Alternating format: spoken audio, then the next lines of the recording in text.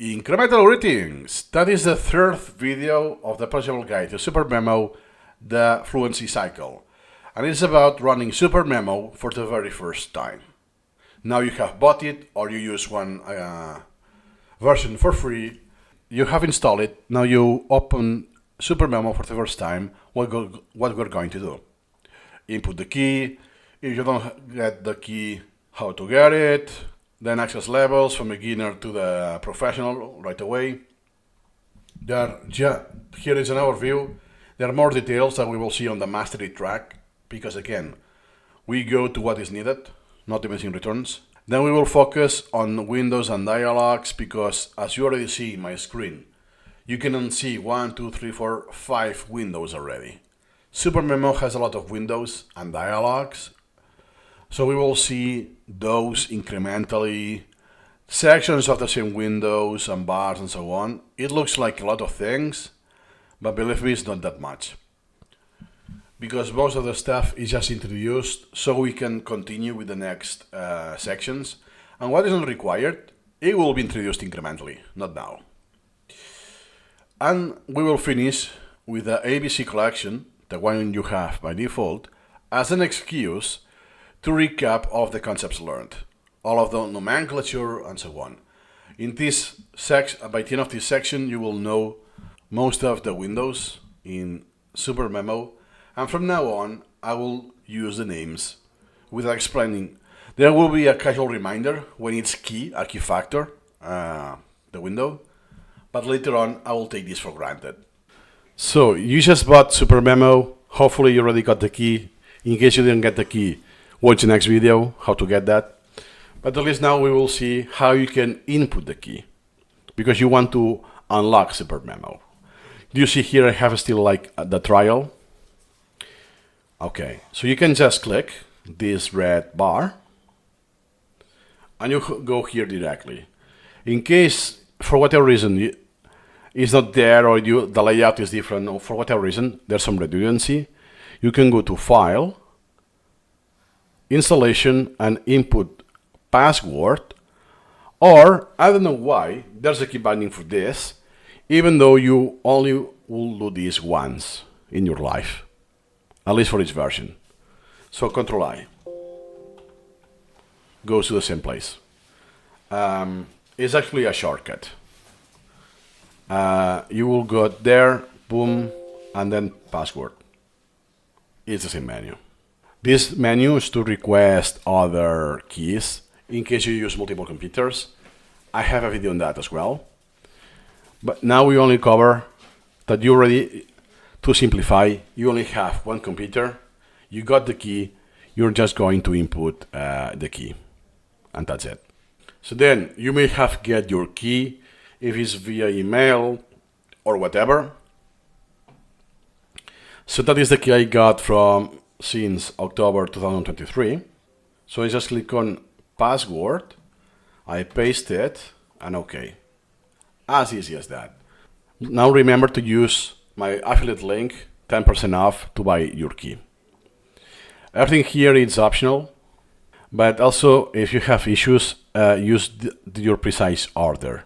So it's being sent to their servers.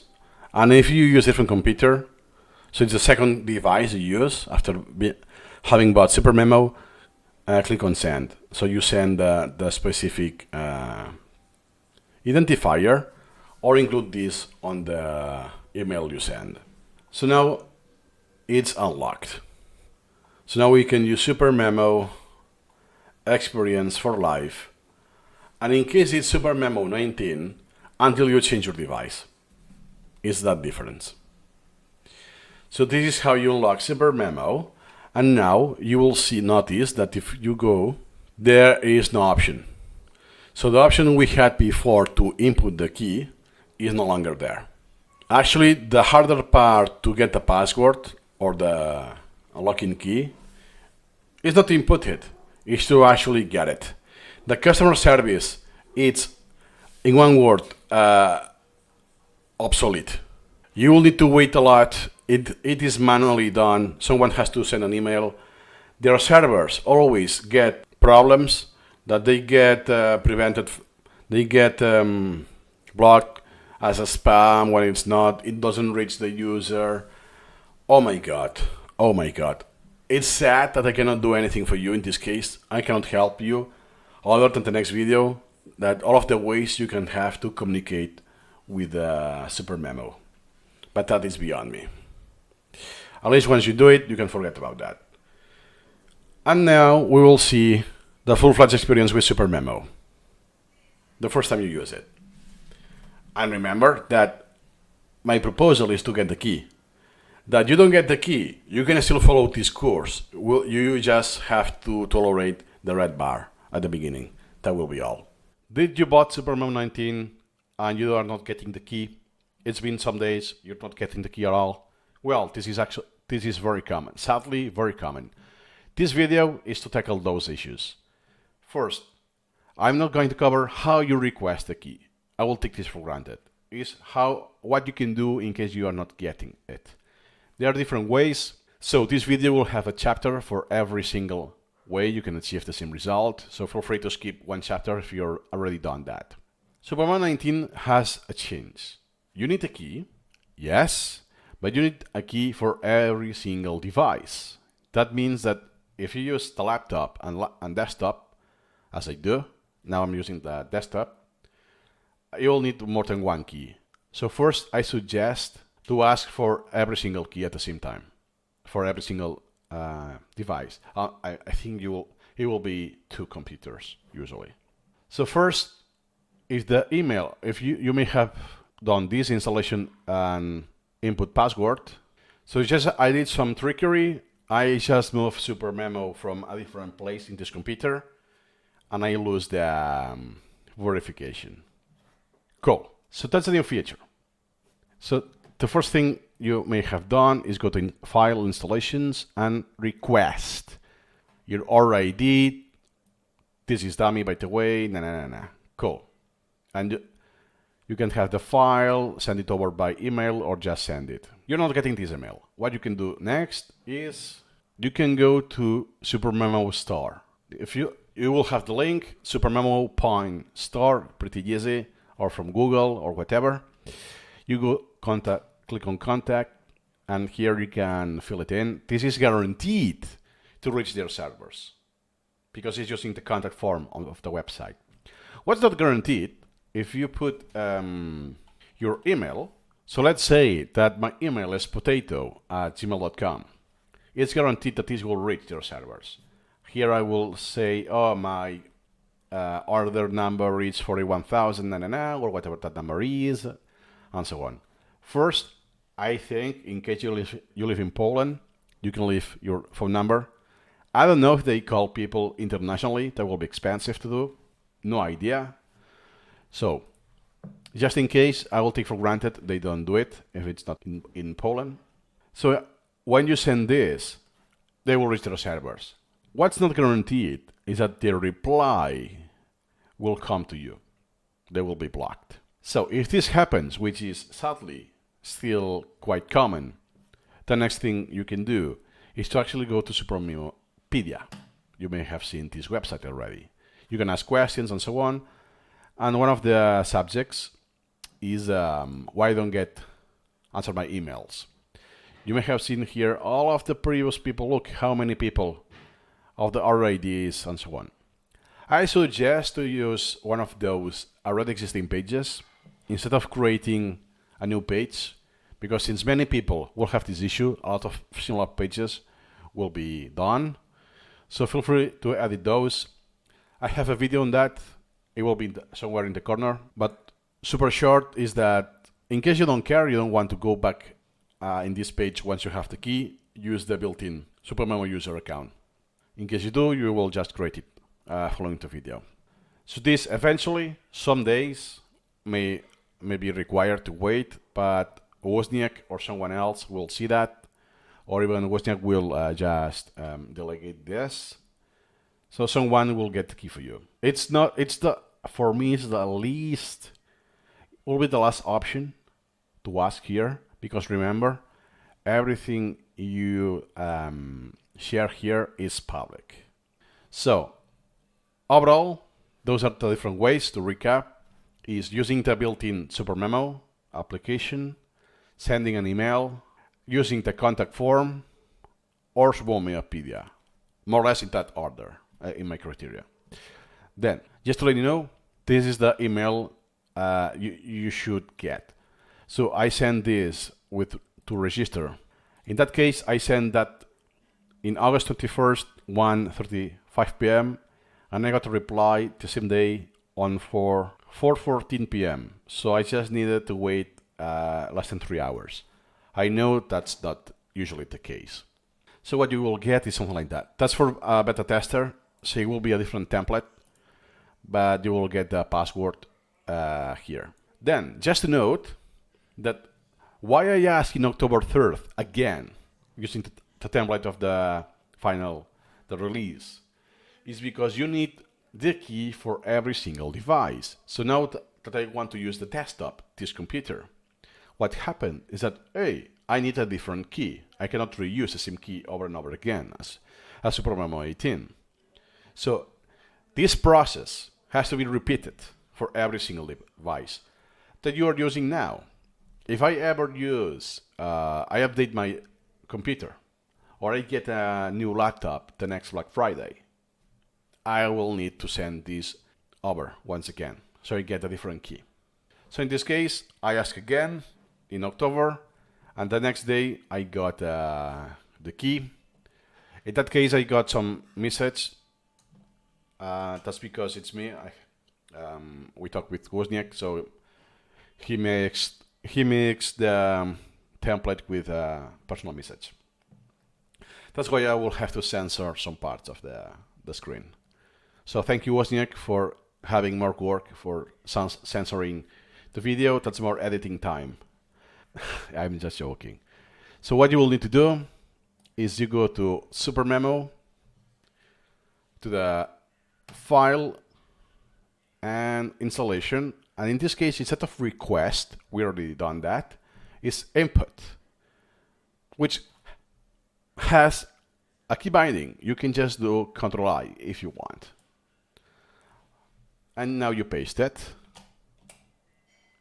Voila! SuperMemo successfully unlocked.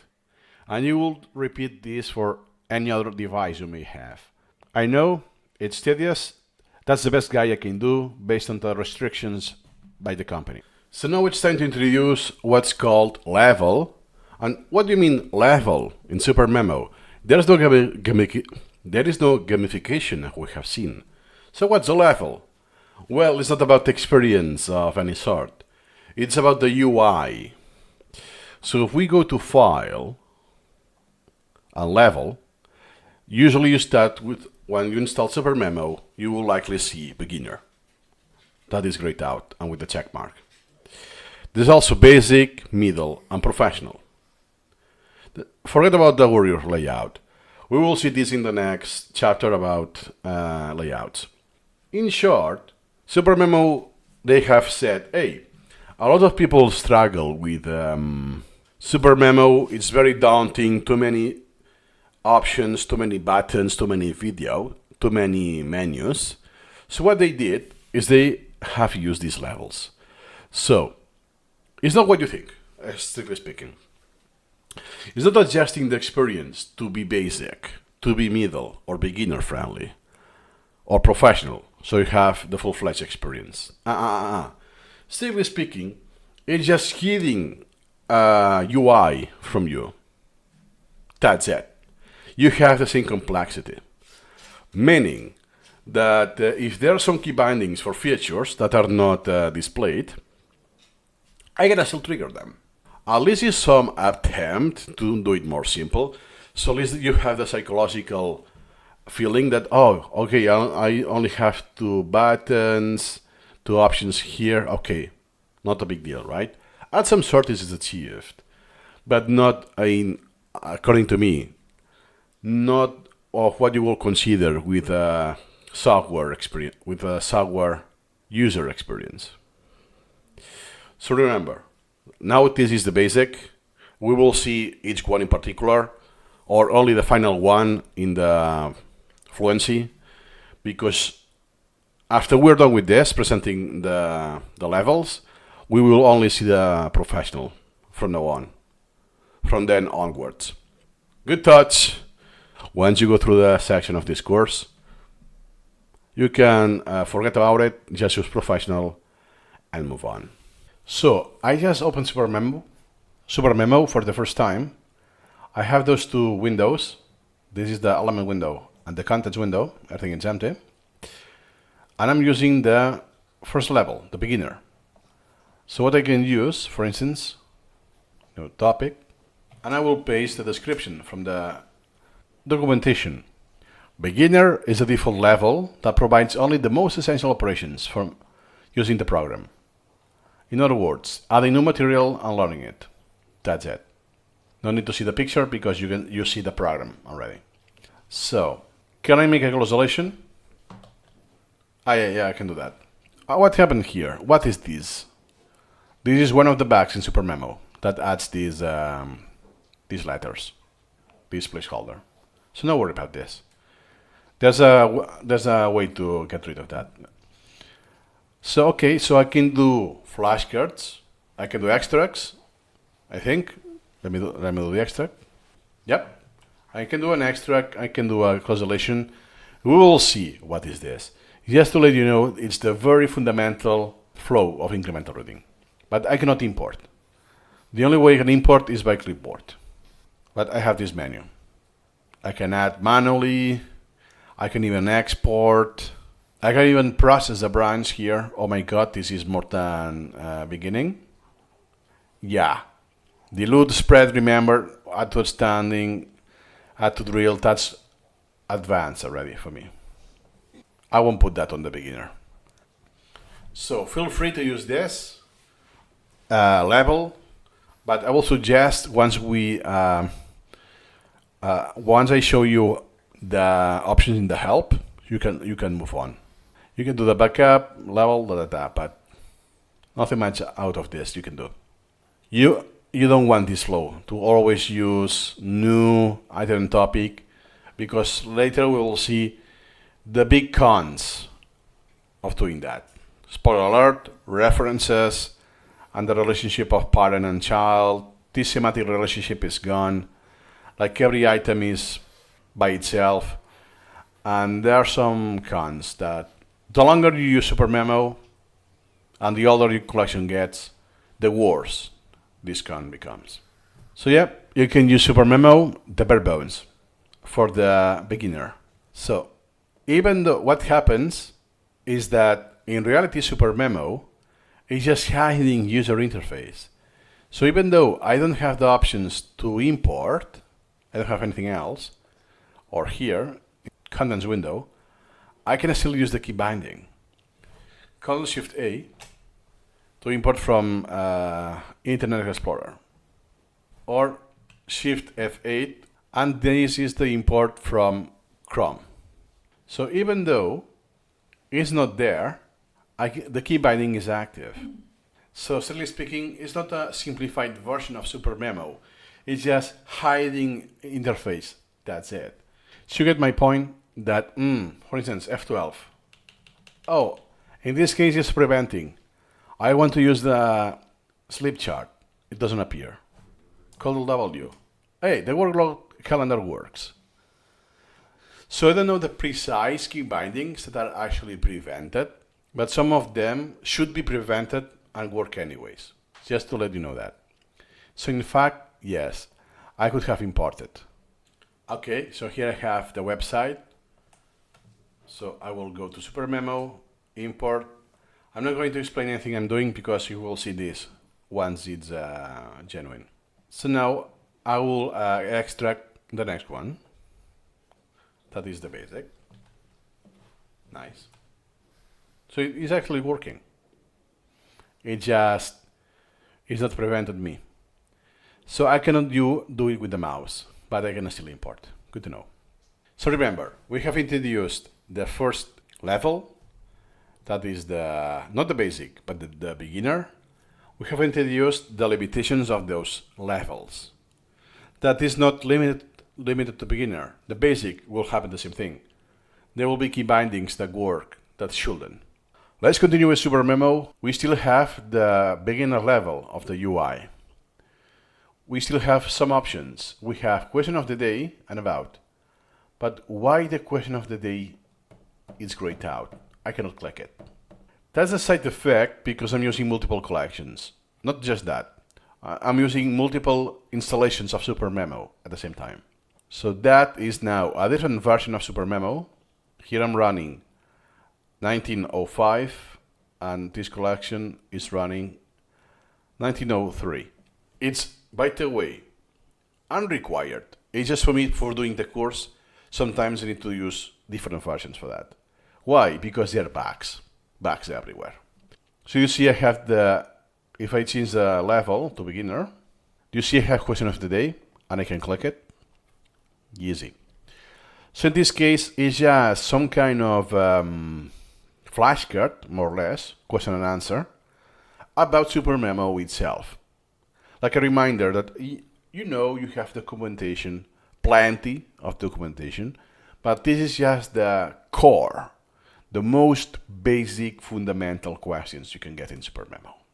About SuperMemo, I mean. Well, in and about at the same time. So that is one. How can you add the sound component to SuperMemo element? Choose Edit Add Components Sound. One of the ways. In this case, there's more than one. You can go to the next question and preview how you make sure that the given look of an element is used each time when you press Add New. Create a new look, use template and save it as default. Not necessarily. You can save it as a template and then apply the template if you don't want that to be the default for that concept group. Again, there are several nuances of that. Let's go to another one. What is incremental reading used for? That's a very fundamental question, but very open. Reading, learning from thousands, etc. We will see that. What you can do you see you have just close and that's it? It's because every time I open SuperMemo, I will see that. Unless I uncheck this box. So, because then every time I open SuperMemo for the first time in the computer, I will get this. Which could be kind of interesting at the beginning, because the question you will get, theoretically, it's new every time. There's a set of questions. So when you say remember, either remember or delete, you won't see that question again. So eventually you will run out of questions. So then you can just uncheck this box and this feature won't be used for the rest of your life. But it's very important, and not very important. It is convenient at the very, very, very beginning, the first days of your SuperMemo experience. So we're going to finish more or less this level, beginner level of the UI in SuperMemo. We only have this left, the about. That, by the way, I have used this in previous videos very quickly. And this is only telling you which version of SuperMemo are you using, the date of the release, then a link to the company, well, the URLs. You can see, oh my god. So you have SuperMemopedia, help, supermemo.org, SuperMemo Guru, supermemo-.com, SuperMemo without a dash.com. Oh my god. Good to know, you're not going to use this anymore. Could be useful perhaps if you don't remember the specific domain, but there are more options in SuperMemo that it will lead to that. So nothing to worry about. And then you can choose the picture. So what you see here, the slash picture, splash. So when you start SuperMemo, you will see this picture. This is the one default in SuperMemo 19. Every version has their own image. So that's all you need to know about help about option in SuperMemo. Just to let you know that we have open collection, no collection, and backup, and favorites, but this will be covered eventually in the course, not now. Let's continue with SuperMemo. Now it's time to go with the basic level. So let me actually do it. Level, basic. Now we have this status bar at the bottom. And on the help menu, we have more options. On the file, we have, for instance, copy collection, this toolbar here. Let's see what the documentation says. The difficulty level that builds up upon the beginner level, yes, it's the basic, and introduces a stripped down learn bar, what you see here. Why stripped down? Because they are tabs. It's not everything that is possible to see here. With the most important options, such as remember, extract, remember, close. Remember, extract, remember, close.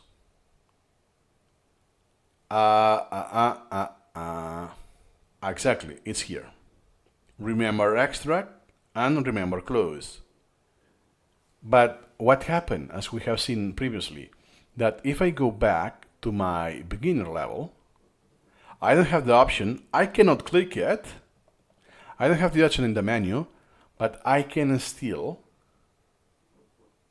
do it. Alt X. Here you go. So it doesn't work as intended, basically. There hasn't been much effort on this feature because SuperMemo is meant to be used for professionals. So that just was one intent to more or less camouflage the difficulty, the complexity. You don't overwhelm new users. Then, remember, extract and close, remember, close, this is incremental reading. Yeah, that's why I'm not explaining this now. The basic level also introduces functions for editing the knowledge tree.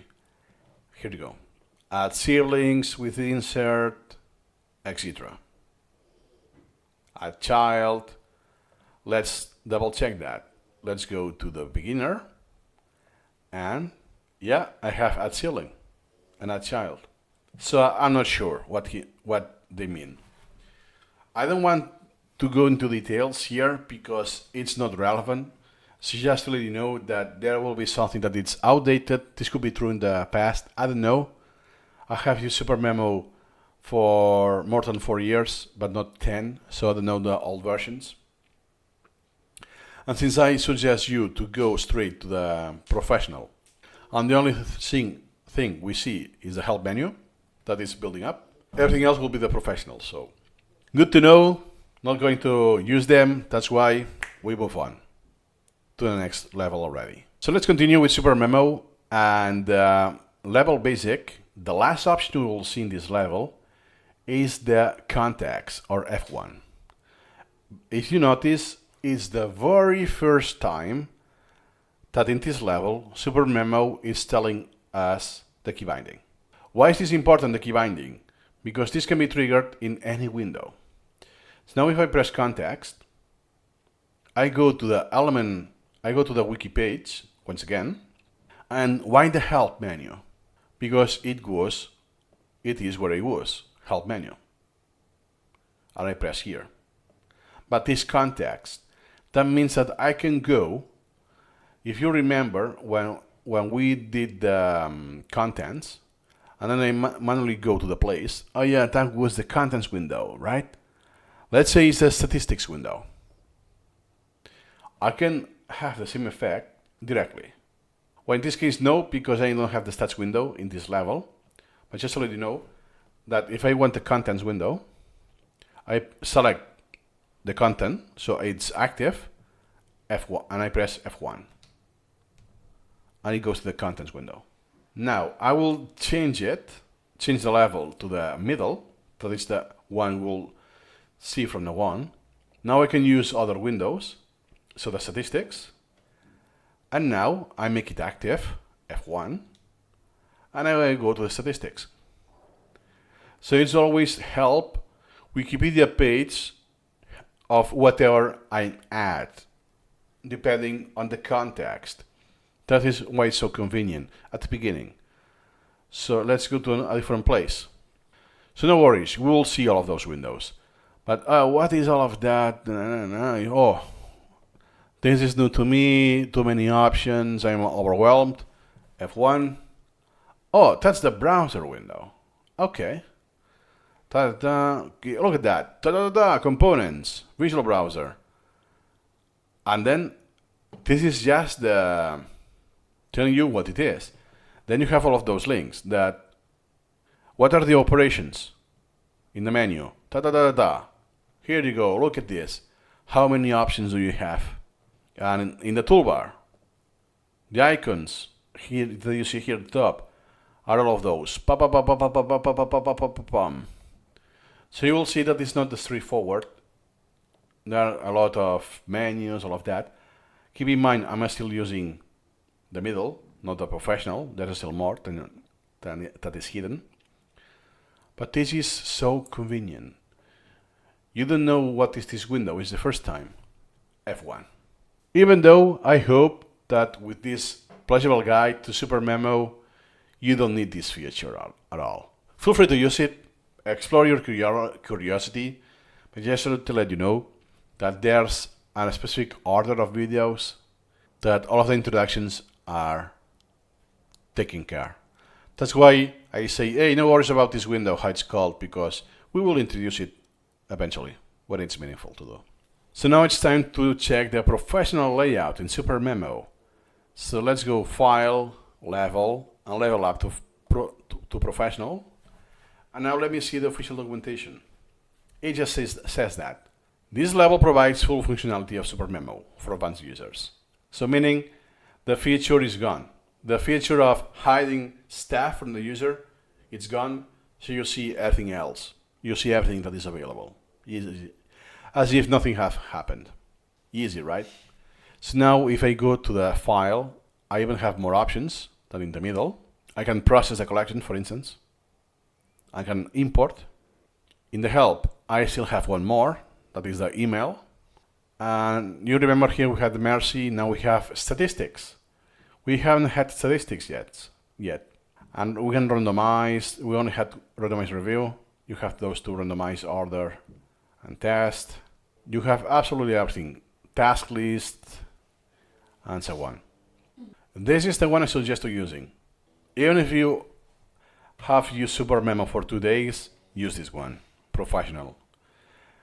And then also in part, because if you want to check other videos or the documentation, you are safe that you will see that option. It's not, I don't find it, it's because it's hidden from me.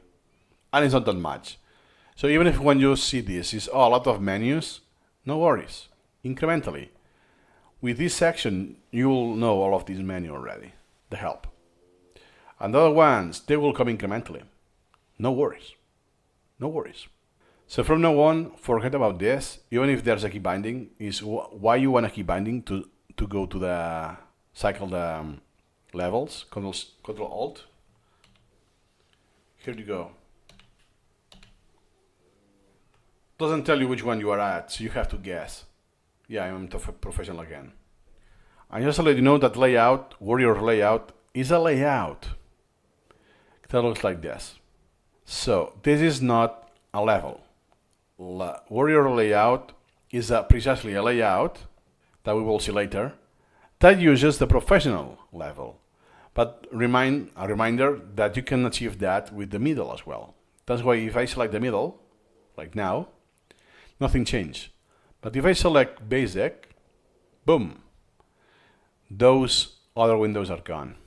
Useful feature for the first hours of use, nothing else. Don't spend weeks on that, on those levels. So from now on, all of the videos you will see in this course are in the professional mode, perhaps with less or more windows being shown, but always the professional level. There's something very good in SuperMemo is that sometimes it's, what is this doing, right? What is this button? Oh, go to parent on ice. How do I know that? Because I hover.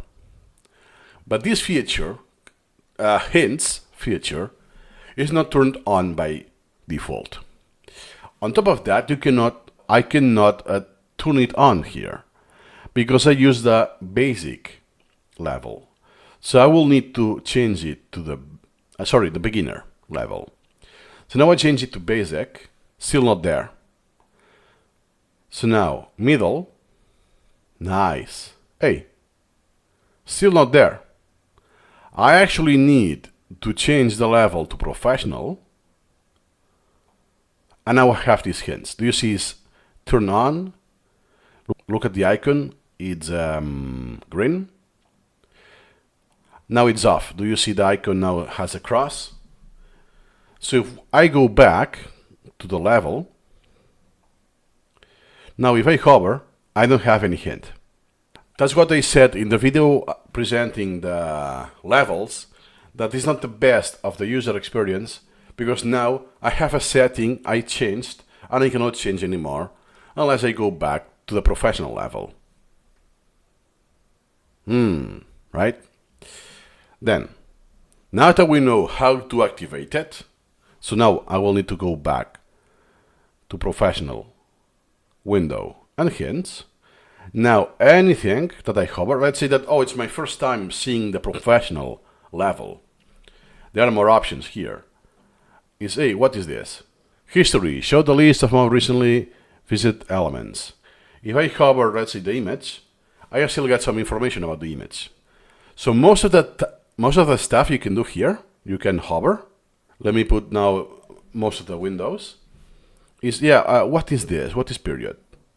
Duration of the learning process from day one. So you have this on hover. List of ancestors in the knowledge tree. What is this? The new group. In this case, you don't have the hint here. You still have a description at the bottom, but you don't have the hover. So I'm not going to go through everything possible, but just to let you know that most of the things, they have this tooltip on hover. It's pretty convenient. You will see that virtually most, if not all of my videos with this course are with hints turned on. Not because I need them, so it's more friendly for you when you watch the videos. So you will decide eventually when, I know this, I know that, so it becomes spammy for you, then you will turn them off.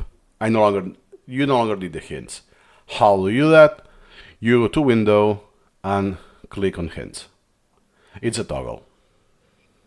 If you use multiple collections, you'll need to do this for every single collection you may use. Nice. So that's absolutely everything you need to know about hints, the hints feature. That doesn't mean hints in a spaced repetition with flashcards. If you show a hint, no. It's just a hint from the user interface. That's about it. So we have seen that SuperMemo doesn't follow the standard UI rules. And I want something more concrete, because there are a lot of windows and dialogues in SuperMemo. Sometimes, even I think in the documentation, the same window is referenced as a dialogue or as a window. So let's cover this exactly, more precisely what it is. So, what is the difference between a window and a dialogue? So for instance, this is the element window, right? So window is the main content or functionality, can interact with other parts of the app. It's usually resizable. I can modify the size, or expand, maximize, minimize, this kind of thing, right? And it can remain open at all times. I can use SuperMemo with this window open. This is true for this other window, this other window, this other window, and this one. There's another one that we will cover in this section, this one, that it's not meant to be open at all times, but it's possible. That's why this is a window, not a dialogue. Then if we compare with something like this, then if I want to click on Learn, I cannot do it, right? Then this, in this case, is the element priority. This is a dialogue because I cannot continue. It cannot remain open. I need to close for a task or a decision, or just sometimes it's just to inform, like this. Okay, good to know, but I can only accept. It's just informational. Sometimes it's, are you sure? Yes or no, kind of thing. So usually those windows are not resizable. Sorry, here you go. Are not windows. Dialogues. Those dialogues cannot be resized, minimized. They need to be closed in order to continue using the app. So requires of a model, meaning requires interaction, even if it's just accepting. And they are meant to be temporary. So if I have, let's say, this other window, no, it's not a window, it's a dialog. Do you see it can also not be resized? And I need to take action before continuing. So we will see, I will have this in mind in the videos, but for some videos that I have reused from the past, I may say windows when it's actually a dialog. I may say windows like this, the element component window. Not exactly. It's element parameters dialog. So now that we know this difference, at least have the takeaway that one you can have open at all times, the dialog it cannot, and this will be part of the flow. If it's resizable and so on are other attributes, but this makes the difference. So we will introduce something, perhaps is obvious, but it needs introduction, and those are the menus. I'm not talking about a restaurant, but in SuperMemo, sorry for the lame joke, and basically they are triggered in two ways. One is right click. If I right click, here I have the menu of what? The contents menu, because I right clicked on the contents window. If I am in the element window, as long as I select some space here, empty space, I will get the element menu. Same thing, statistics. If I right click, that is the statistics menu. Yeah, only for options, but they still exist. And it's the same for every single window you may have. All of them have a menu. On top of that, the most common menus, if you go to edit and menus, you have them. Element, component, contents, browser, and registry. Oopsie doopsie, what is this?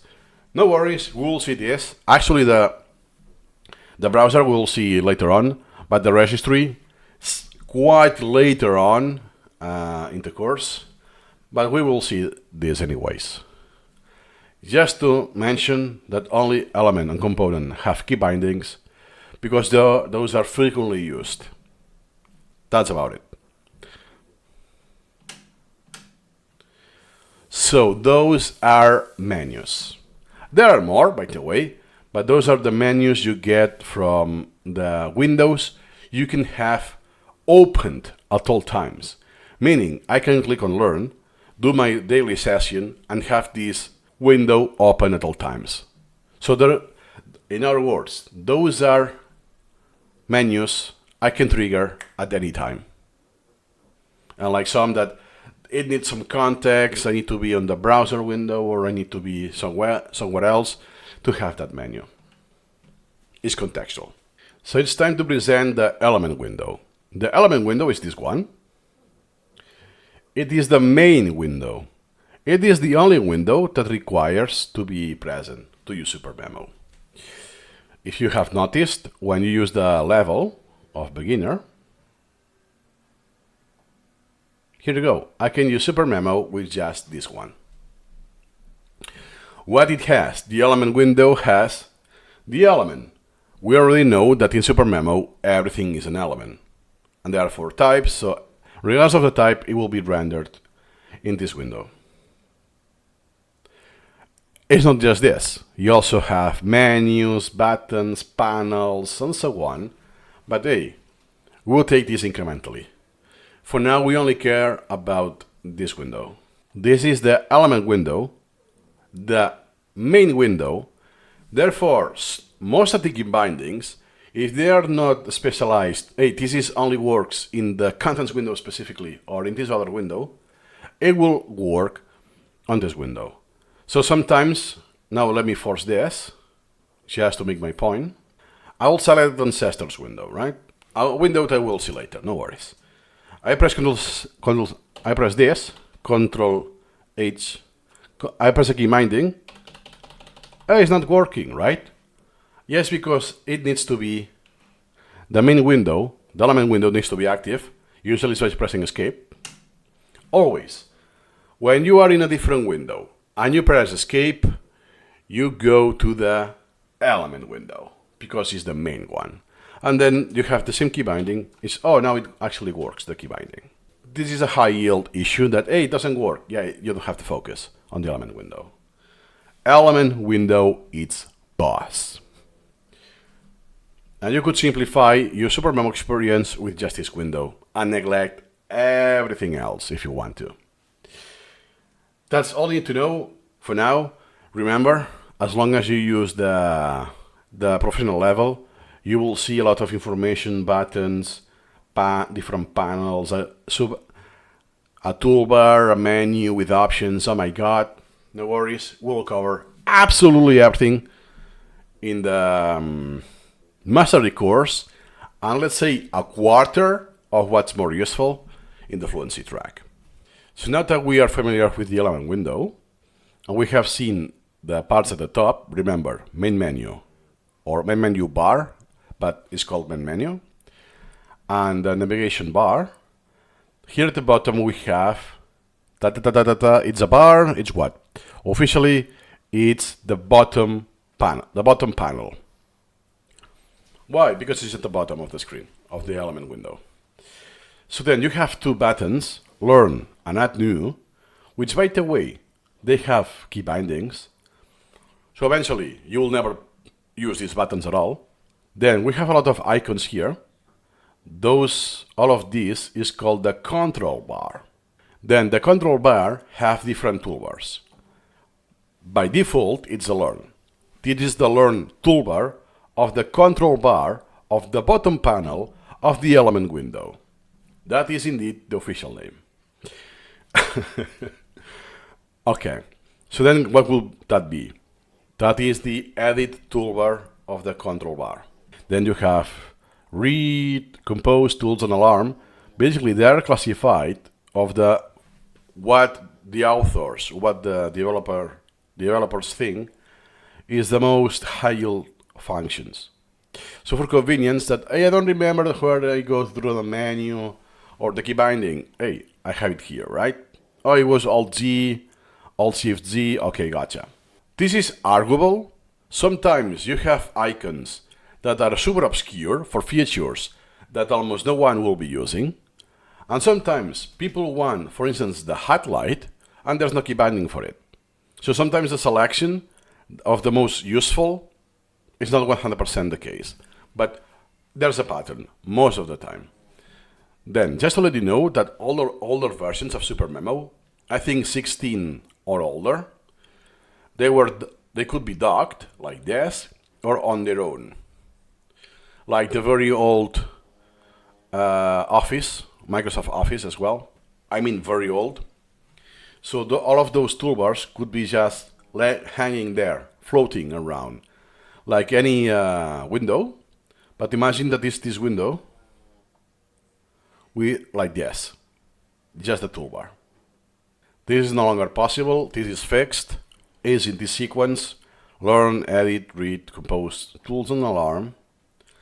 And then most of this is for redundancy, but again, it won't be SuperMemo if there's some complexity, unnecessarily complexity added, which is the case. And I'm not going to exactly say what, but here there are some features that it's too soon to introduce them, that they are only here. I cannot access that feature through the main menu, the element menu, or any other menu. I need to go to the control bar, one of those toolbars, and click the icon. For whatever reason, can only be done in this context. I don't know why. And if you add this layer, that sometimes the icon is different. If you go through the menu, the same feature has a slightly different icon for no apparent reason, or the same icon. So it's both at the same time. The same feature can have multiple icons, and the same icon can be reused for different features at the same time to add more complexity. Then we'll be introducing all of these incremental when it's required, because there's a lot of stuff here. So no worries. We're not going to present, hey, that's the compose, and that's everything you can do with this. No. It's, hey, now that we are doing this, or we have this flow, we want this feature. Hey, you can also access it from here, stuff like this. So we will cover absolutely everything in the mastery path, and in the fluency path, more or less a quarter of the options. Basically, what's useful. What's most useful? Awesome. So remember, that is the control bar, which contains the 6 toolbars in the bottom panel of the element window. Now it's time to learn the main menu. Then there's a hint. What is the main menu in SuperMemo? Well, we already know that the element window is more or less the main window. So therefore, the menu of the main window will be the main menu. And that's precisely the case. But needs some nuisance, because if I right-click, that's not the main menu. That is the element menu that we will see later. If I right-click here, it's still the element menu. The main menu is this one. And this is from the window, not the element. That is embedded in the window. Do you see everything that is in the boundary of this gray, shade of gray, is the element. Outside of this scope is no longer the element necessarily. So, long presentation, but the main menu is this. And we have File, Edit, Search, Learn, View, Toolkit, Windows, and Help, as long as you have the professional level.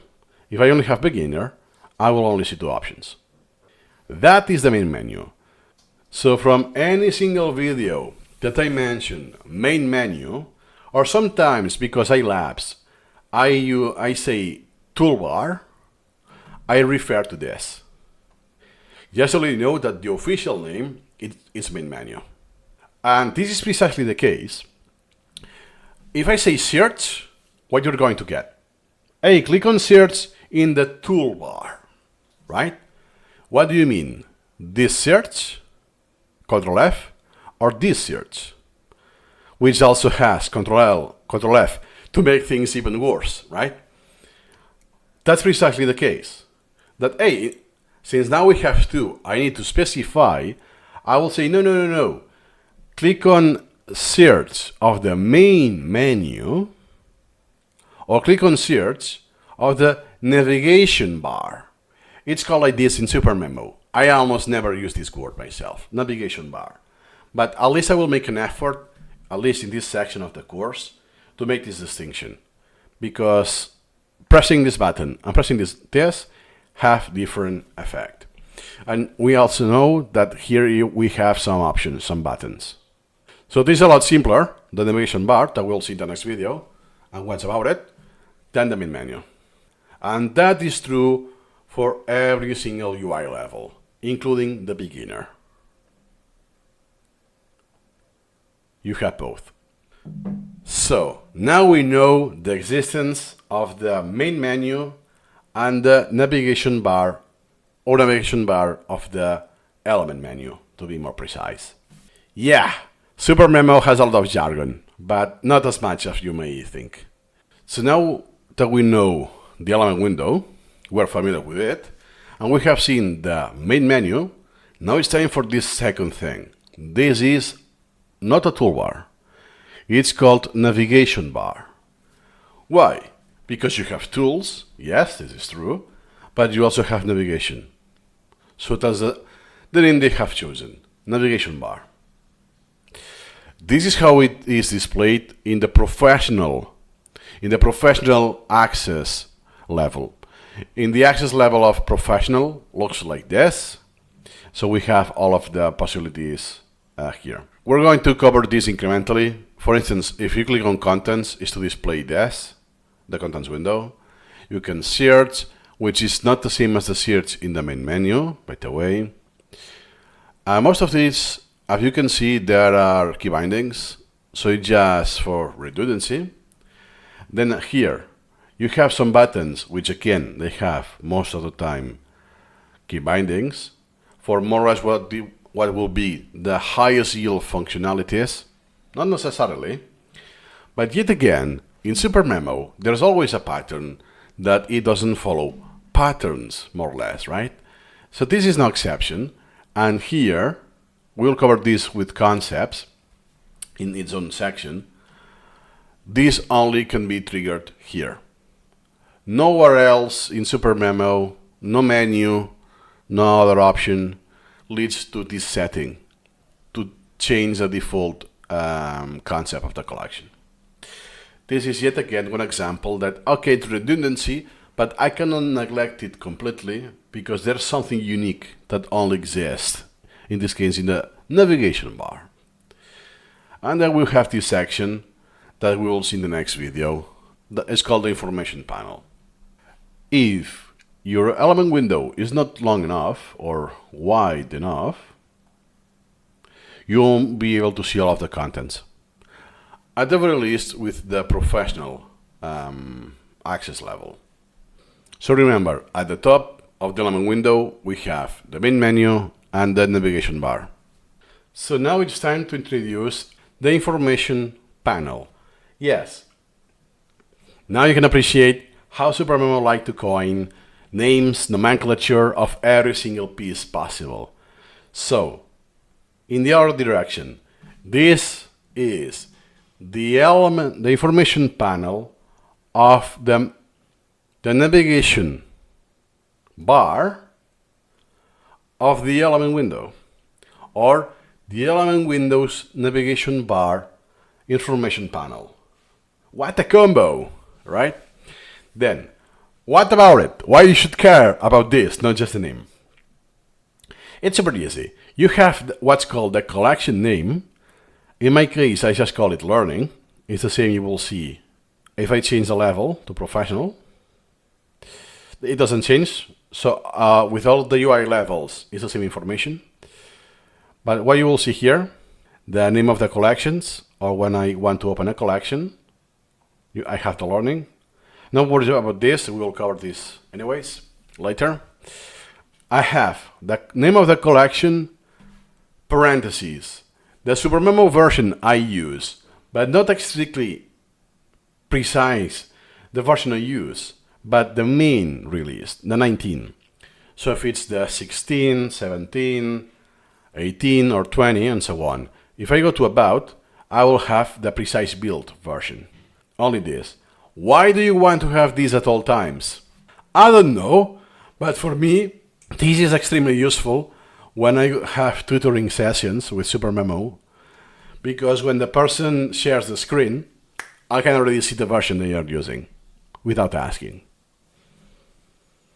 Other than that, for me, it's absolutely useless. There's no reason for me to know, to have in the screen the version I'm running, because I will know that I will run this version until the SuperMemo 20 is not released.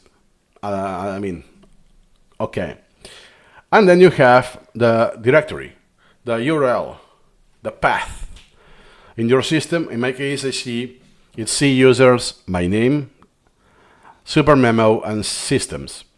If you use the default, let's use the one I have here.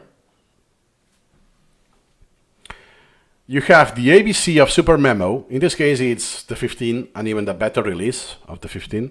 So imagine that.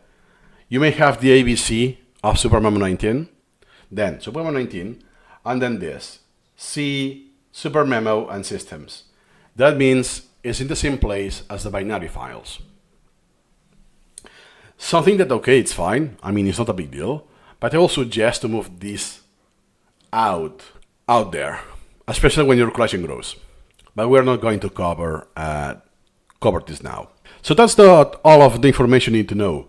That is all of the information there is to know about the what? The information panel of the navigation bar of the element window. Oh my God. So now you know. This is pretty useful if you have multiple collections and you use the same theme. We will cover the themes. To simplify, it looks the same. How I'm supposed to know which collection I'm using. I can take a peek at here what it says, but another way to do it is like this, that, oh, gotcha. Or if you do screenshots for whatever reason, you're learning SuperMemo or you're sharing with someone else, then it's a good way to implicitly tell, hey, this is taken from this collection or this other collection. But those details we're going to see in the section of collections with multiple collections. This will be only on the mastery track. So we already covered what it is, what it displays, and hint of the use cases there is, when to take a look at it. Plenty of information. You already mastered that. For the Fluency, there's nothing else to add here.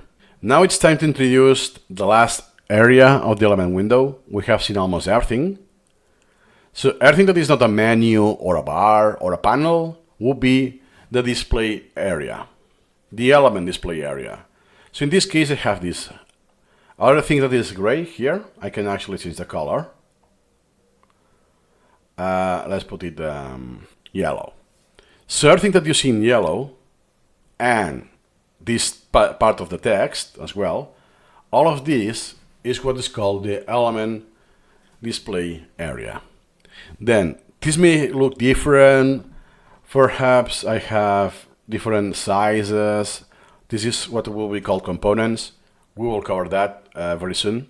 And that's my main element that you are familiar with, right? So in this case it's gray, but it's the same. And in this case there are more components, there's an image and so on. But it's always the same thing. It is the element being rendered. For the Fluency track of the course, we will leave it here. But just to let you know that if you follow the mastery course, it's not the only place. So you have other places in SuperMemo that you can actually render how the element looks outside of the element window. It's what's called the visual browser. But those are already arcane features. That's why, to simplify, we will say that where you will see the element being rendered is in the element window, more specifically in the element display area. This area also gets resized with the window, obviously. It adjusts automatically. And is required to use SuperMemo. If you're going to see the element, you will do virtually nothing, right? So that's all you need to know for now. And then those pieces that can be text, images, or something else, which are called components, will be covered in an upcoming section of the course. And one detail is that precisely in this area is when you can right-click and get the element menu. If you do it inside a component, you will get a different menu. It's the component menu. So yeah, you can always go here to the main menu, Edit, Menus, and Element, or Alt F10. Here you go. Or you can right-click on the what? On the empty space of the element display area. But again, in SuperMemo, has to be more complex, and you can also do it on the here. Do you remember what was that? That is the navigation bar. I can right-click and get the menu. But there is some more trickery that we will reserve for the mastery track, that you will have surprising effects here. And there will be more menus, and weird behavior, unexpected behavior. Let's recap what we have seen about the element window. So that's usually the element I have shown, my root element, right? So here we have more or less a dissection of the window. By the way, do you see at the top, you always have the name of the element, something I think I never mentioned. This has a name, and it's called caption. Then the element menu, navigation bar, up to the concept you can choose in the collection, and the rest is the information panel. Then this element display area. The actual ratio will depend on your layout and your screen size. Later, bottom panel of those two buttons and the control bar, which the control bar will contain different toolbars. In this case is the learn, but can be any other of those, up to alarm. And the element display area displays what? Displays components, because an element can have 0 to 100 components. So more or less this is everything we have seen so far. Kind of a lot of jargon and nomenclature, but in this window it's important because we're going to trigger literally hundreds of features, perhaps just for the component, not necessarily the element, but a lot of stuff. That's why it is convenient to know the names, because perhaps those names will be used in 300 videos, no kidding, at least in the mastery course, if not more. So remember all of those names, hope it makes sense, and from now on we can proceed with different windows. So now that we have seen the element window, the contents window, and the ancestors window in SuperMemo, now we can introduce the element data window, this one here. As you can see, by the way, spoiler alert, this may happen, that overlaps with the element window, but not with this other window, the ancestors. How come? Because remember, the element window is boss, is the main one. Therefore, any other window will be below it. And if it's any other window, the one that is active takes over. And this is that. Then, this has a lot more juice. There are several tabs. I can only be on top as long as I click. As I take action, it will be below. Remember that. So the element data window is just to display extra information about the element. Which element? The element that is loaded in the element window. So now I have my main, my root element, the pleasurable learning, this one. So this, here you can see the type is concept, the template I'm using, priority, and so on. A lot of stuff. No worries, we are not going to cover this now. But just to let you know that you don't have to have everything here. So you can collapse that I don't care about this, boom. Let's put it below for convenience. I don't need this, boom. I don't need that, boom. So perhaps you only want this information, right? But once again, I'll suggest at the very least the latest tab, the status. Why? Because you may have already noticed a pattern in SuperMemo. You remember with the panels what happened? Or with the toolbars even? Or navigation panels? Navigation bars? Is that they are all redundant with some exceptions applied that they're only there. Can you guess? Yeah. There's some stuff here that it's only here in this window. This is elsewhere, this is elsewhere, elsewhere, elsewhere. I can go just to mention it. Just this elsewhere can be here or other parts. But there is some information that is only shown here. Usually are stuff that you don't need at all times, even if this window is meant to be open at all times. And the other one that I want to emphasize is just pure convenience. So perhaps I can have this information at all times and move on and do my repetitions. And then I only take a look. Boom. So even if it's elsewhere, I need to open a dialog or whatever, then this is extra convenience. I just take a peek. Oh yeah, it's an item. Oh yeah, now it's no template. And so on. Pure convenience. So do you need this window? No, of course not. It's optional. Everything other than the element window is optional. Then we will see that the default warrior layout that we will see later has this full-fledged. Not because the recommended suggested layout have this, that, with all of the elements, all of the parameters, you need this. Like, you don't need all of the stats. The next window we'll see. You don't need all of that, right? And one last thing. There's a menu. Yep, there's a menu. Just 4 options in this menu. And as always, one option is just to focus on the element window. There are buttons, depending on your definition of buttons. There are no buttons like this, here, in the bar or in the toolbar. But you can click. So if I click here, and I get a dialog. But the dialog contains the same thing. Sometimes it's because it could be too long, like if interval is too long, with years, months, days, and so on, then it doesn't fit. So you need to click. But this to happen is an outlier case. So usually it's because you want to paste. I want a date, and I want to copy the date for my convenience. Other than that, I don't think there's a use to clicking those things. That's all you need to know for now. And then most of the intervals, DSRR states, repetitions, this will come much later on the item repetitions or in the speech repetition section. Quite later in the course. You don't need to worry about this. So that has been the element window. By the way, if you don't have this window, by the way, you can trigger it by window and element data. And then you realize that there's no key binding. So that is all for now. See incrementally. Incremental routines. Now it's time to introduce the second window we will see. And it's called the contents window. This one here. Which basically contains the knowledge tree.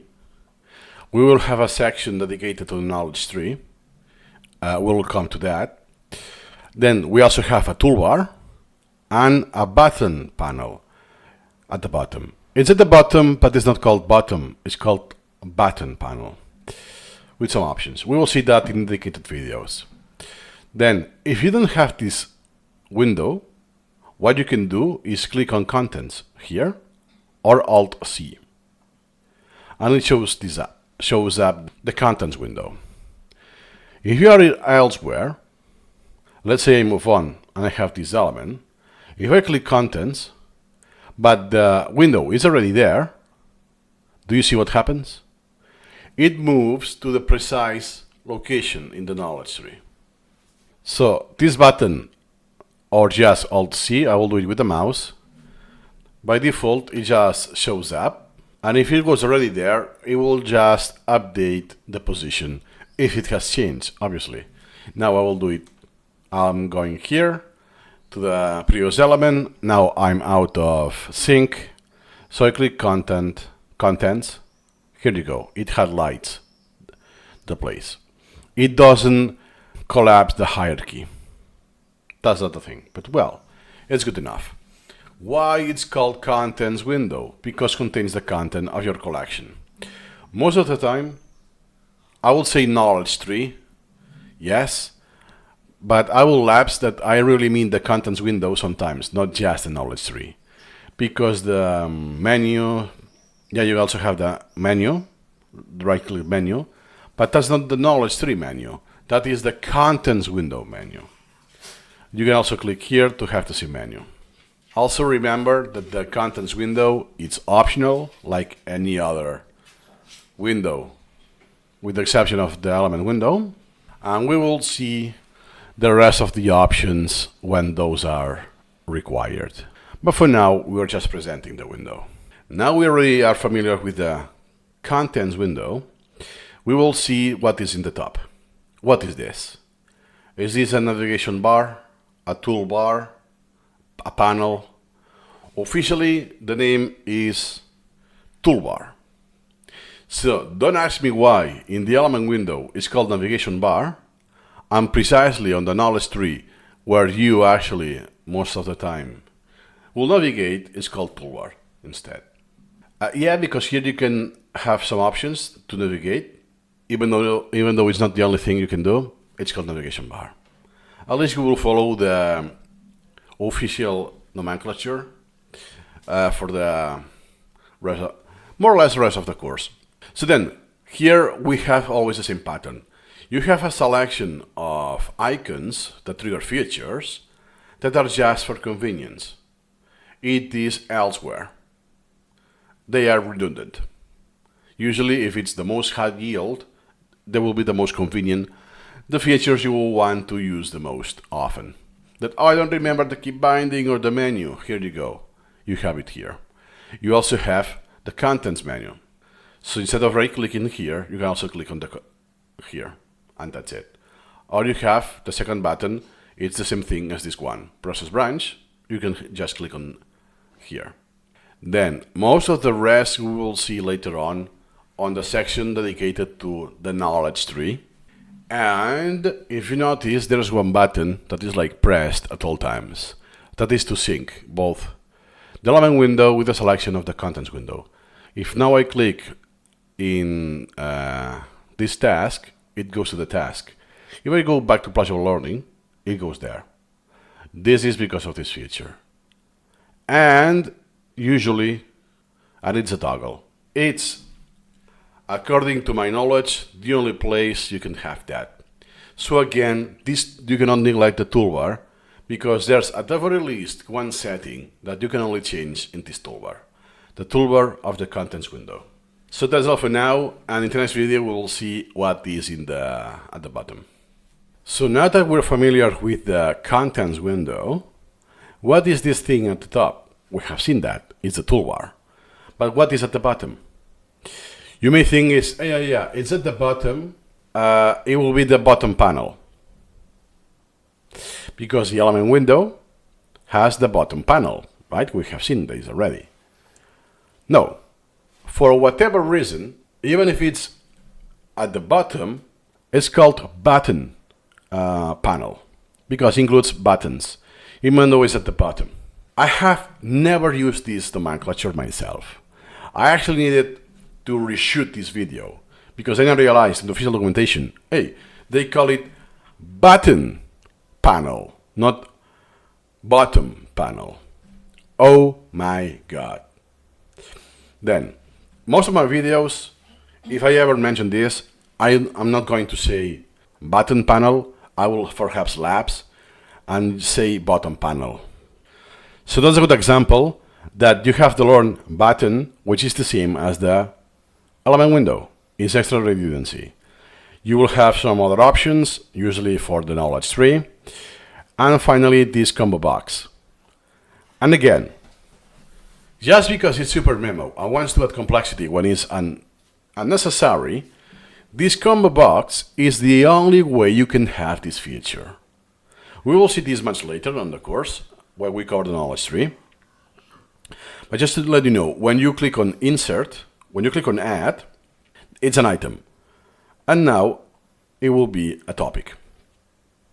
It's like this combo box is a toggle for this function. Nowhere else in SuperMemo you can change this setting. You need to go to the button panel for that.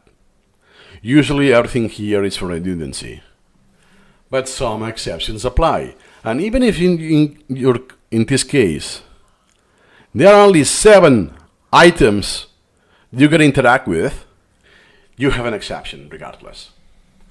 Oh my god. Then, is that a big deal? In this case, it's not that a big deal, because in incremental reading, this flow is an outlier case. No worries, it will be covered.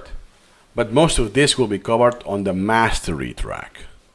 The Fluency will have just a few videos for the most useful stuff, and that is not one of those. But I just want to bring this to your attention, that this has an official name that no one uses, has one component that is only there. That's why at least you want to know the existence, even if you don't cover the use cases, the scenarios, pros, cons, and so on. You'll know the existence because if you ever have this, hey, I know it's there, right? You won't be lost. And if that is the case, then feel free to actually watch the mastery track of the section. So now we have seen the entire thing from the contents window. The button panel, the toolbar, and the knowledge tree. There is one fine detail here in the contents window. Do you see there's a button like it's pressed already? Synchronize the element window with the selection in the contents window. By default, it's on. That means that if I go now to the task in the knowledge tree, it loads the element in the element window. If I click now again to the Pleasurable Learning, the same happens. If now I toggle this off by clicking, if I go to the task, do you see I went to the task, I can right click and perform whatever I want, let's say delete, but it doesn't load on the element. I'm losing this synchronization. This is a feature. Why? because sometimes you really want not to load the elements. One quick use case is when you have image or it's a long text from a textbook. It takes a few seconds to load and you are browsing like this, pam. It will be inconvenient that every time you need to wait 7 seconds or 5 seconds. Just to name one example. There are others, but it's too soon. But in case you misclicked or whatever, that you have this weird behavior, it's as easy as clicking here and then you sync. Do you see that just by clicking we have this? Then it will be the same if you have it off, of going. First you click and then you click on contents. Yep, nope, not exactly, because you move to different place. You need to double click. If you only click once and select, it doesn't count. So now if I go back to the task and I click contents, even if it's highlighted, it won't go there. It will stay on the same place. Have this in mind. Then what's the solution? Double click. And you still force it. If you have it on, there's no double click. With only clicking once, you already go there. You prefer to click twice? Feel free. That you want to click once and that's it. But it always preemptively loads the element, even if it's slow or large or whatever. So that is a feature. And to my knowledge, it's only here. You cannot trigger the feature anywhere else. Now that we have seen the element window and the contents window, now we can introduce another window. It's not as useful at the beginning, but this is still worth presenting now. And it's the ancestors window. Here you go. If you don't have this window, you can activate it by going to Window and Ancestors, or pressing Ctrl-Shift-X. Boom, here you go. Then, it's still too soon to make a meaningful use of this, but we're going to introduce all of the windows that can be opened at all times before we go to the layouts. So, long story short, the ancestors, as its name kind of hints, is the same as the knowledge tree, but only with the vertical hierarchy. So everything that is horizontal, it's gone. So let me go to some place that I need some nesting. Okay. Here in the knowledge tree I have these, right? That will be the parent, I have attitude, this is in here, cognition, and cognition is inside pleasurable learning. If I go back, I have more or less the same thing. I see all of the hierarchy up, and if there's hierarchy down, I will see it. In this case, it's the very last. That's why it says childless. So the ancestors is meant for take a peek and see the hierarchy. That's it. So I don't have the noise of all of the children, there is, or siblings, and so on. And just to let you know that it has a menu, even though the menu is quite poor. There are only 3 options. And one option is just escape. Remember what we said already, that when you press escape, it's just to focus on the element window, because it's the main one. So actually there are only 2 functions in this window. And there is no button. You can click this box, yes, and it navigates there. But it has the same purpose, the same effect if you click. If I click the name, or I click the box, it has the same effect anyways. So there's actually no point on these checkboxes. Then, everything else that can be done with this window will be explicitly covered on the mastery track of the course, and then it may reappear during some context, even if it's the fluency. That, in this precise moment it's convenient to look at, but it's not the point of the video, if you know what I mean. And as always, it is optional. Then, do I need to do is the ancestors a replacement of the contents window? Should I have both? That is the stuff to worry about later, not now. For now, we only care about the existence, and it's easy enough that we covered most of what you can do with it. So, that is a quite good introduction for the Ancestors window in SuperMemo. What I would like to present now is the last window we will see that is meant to be open at all times if you use it, because it's optional. That is the Statistics window, or as I would like to call it, Stats window, just shorter.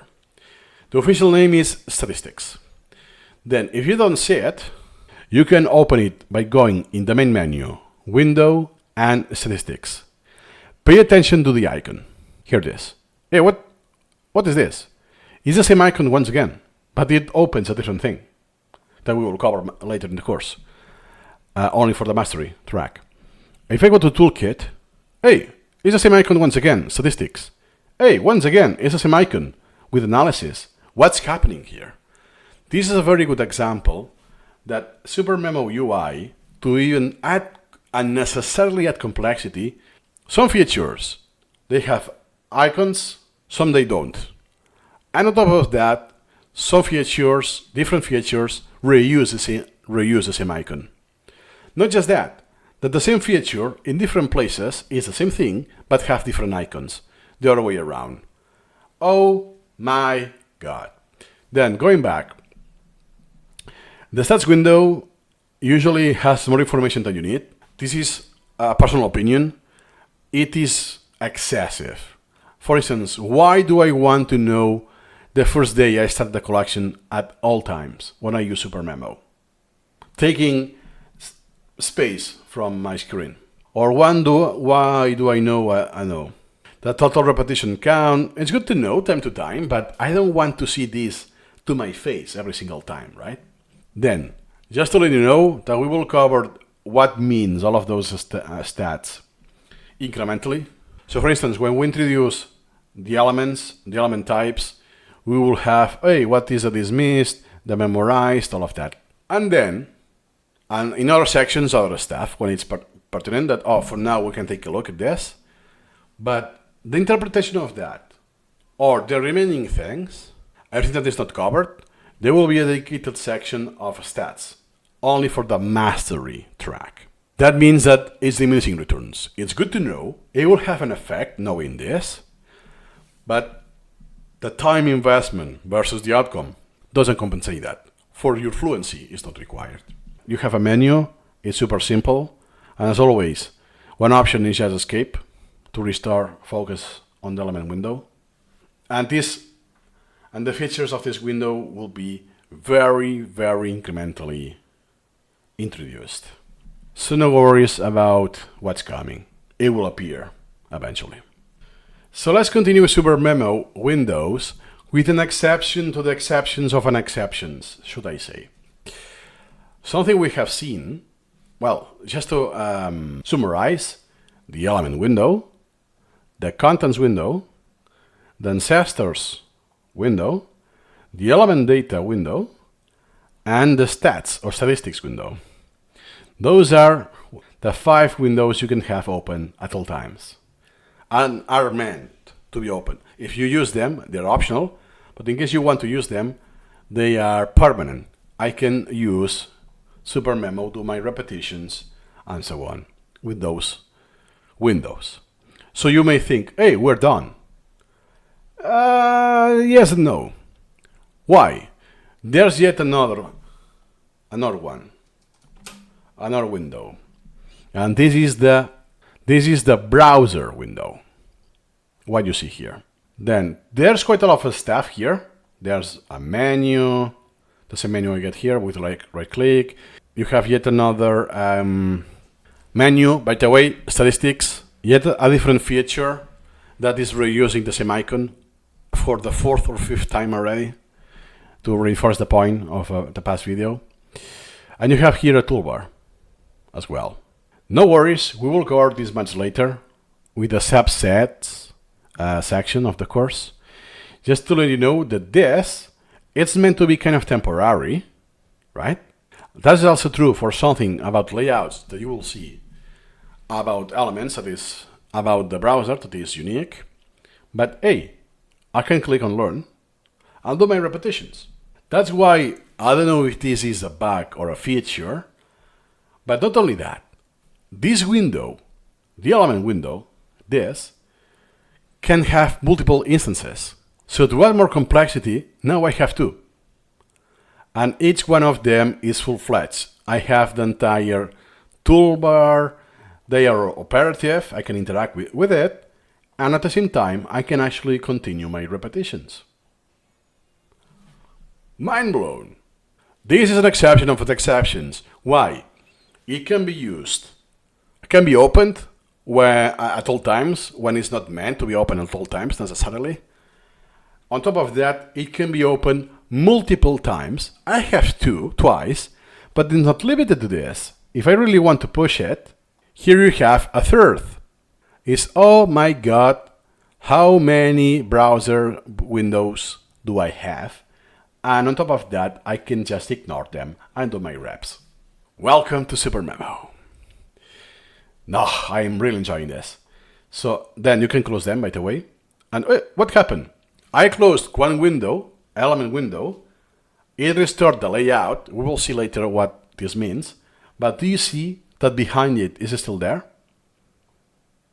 Sometimes you use SuperMemo that you even forgot you had that window open, and it may have been open for hours.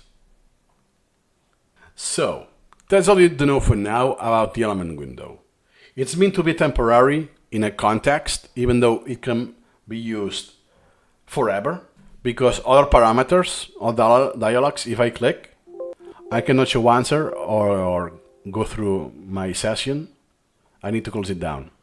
And it's one of the very few windows that you can open. I don't know the limit, but at least I could guarantee you can open it 12 times, to say the least. 12 instances at once. So we'll see later on how to use it. For now, we only care about the existence, because this window, the browser window, it will be very convenient to know for layouts. You will know why. Some of the headaches that people get because of this window, special window, let's say. So you remember that we had this button to sync the contents window with the element window. There's the same behavior with the browser window. So if we open that browser, here you go. Now it's what I'm seeing here, it's the concept, right? If I click, for instance, standardizing, here you go. So whatever I click in the browser window, it is loaded in the element window. Perhaps I don't want this behavior. In the case that are very slow to load because it's an entire book with images, it takes forever. And let's say I want to manually do something on the browser, and I want to wait to load every single time. In this case, I will toggle this. It's the same icon, by the way. So now, if I go before and after major updates, do you see? So then I can click, select the boxes, do whatever I want without having to load the element. And if I really want, I need to double click, and then it loads. Same as the contents window, but it's with the element. Same we have seen with the contents, but with the browser window instead. Good touch that you have this setting by window. And to toggle this on, you just click on it again. As easy as that. Remember, this is a collection setting. So if you have multiple collections, you can have one on and the others off if you want. Now that we know the existence of the browser window, we will see the menu. So if I right click, I get this menu. Learn, go neural, view, until to close. If I right click in the toolbar, I click the first icon, I get the same menu. So you can either click here or right click anywhere in the browser window or press the key binding. Remember that we can also go to the element window, toolbar, edit, menus, and browser. If the browser is open, it will trigger the menu. And is there a key binding? There is none for this browser, but again, it's SuperMemo. If you hover here, it tells you it's Alt F10. So let's see that.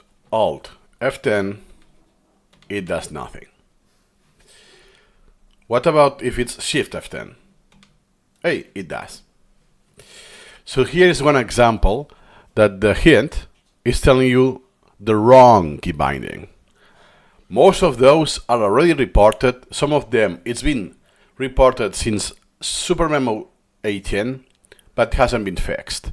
Even though it's just fixing in a string in the code, it's a few seconds thing, it hasn't been fixed. There are some other examples like this. So just to let you know, as an example, that, hey, it's telling me this key binding and it's not working. Yeah, perhaps it's a different key binding.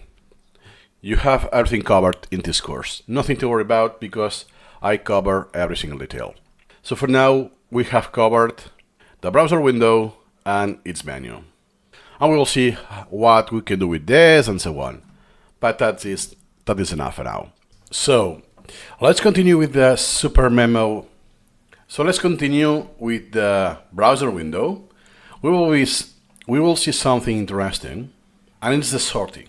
That is just an overview, but just to let you know that by default, what you will see here is what is called the knowledge tree order. This is more obvious. If I go to some place like course, SuperMemo course to go meta, and I open this on the browser, I will have the introduction and so on. This is the same if I go to the knowledge tree. Introduction once again is the same title. Why it is course, why now, the same order, do you see? But it's flattened. Okay, so now we know that the default order in the browser window is the tree order, but you can modify this. If you go to the toolbar, or just trigger the menu, you have sort. You can have all of those options and even more. You may realize that only two have key bindings. Randomize, which this is a thing across SuperMemo. You can randomize the order and other stuff, and there's key binding always involving F11. And then for review, this is what we will see that is according to the sorting criteria. But you have a lot more. We will see the use cases of each one of those in the mastery track only, and for the fluency we will only see for review. Or some use cases, so won't be at the actual focus, could be by picture size, stuff like this, but it's not about the browser. So for instance, now I will do sort by text size, let's say, and this is the longest to the shortest. Then SuperMemo always acts like this. So if you want the opposite, ascending or descending, you have to do it right away a second time. Text size once again, and then it will inverse the order. It's a pity this cannot be achieved right away. You need to do it twice. And of course, what I get first are empty, and just a title, stuff like that, makes total sense. And remember, this order, and one final thing, that this order is temporary. As soon as I close the browser, if I open a new browser with the same contents, I have once again the same order. Which, by the way, you can use this to modify the order in the knowledge tree and stuff like that. This falls outside of the fluency track, and those will be in different sections of the course, not now.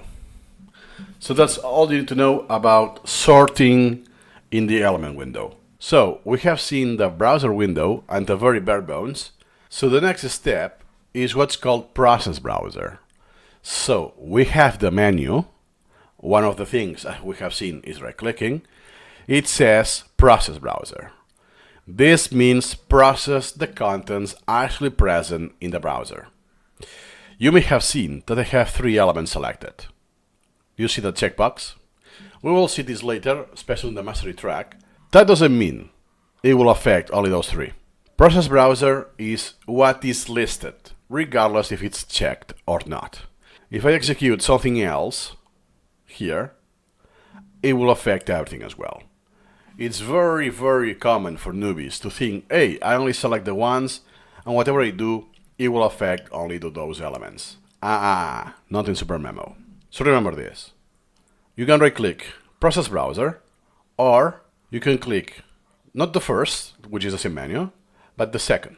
So once you're already familiar with the menus, and you know that, let's say, setting remember, it's in the process, you're not going to this menu and then Process Browser. You could go Process Browser right away.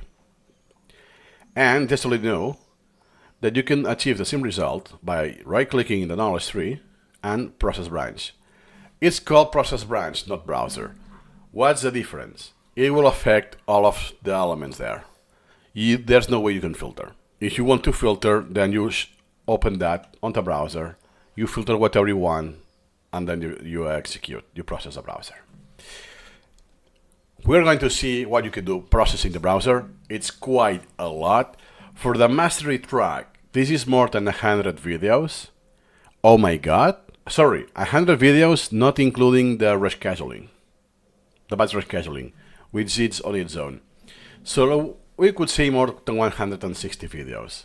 You have a lot of power processing the browser. But for now, we only have this. Process browser versus process branch. So when I say browser, it's because it's this, in this environment, in this menu, in this window, that we have all of this. And just to let you know, you could even have the process collection, which is entire. It's the same as more or less processing the root and branch has the same effect. I hope it's not confusing. It will be more easy to grasp once we see actual features. Now it's time to introduce the status bar. It's a bar that is independent.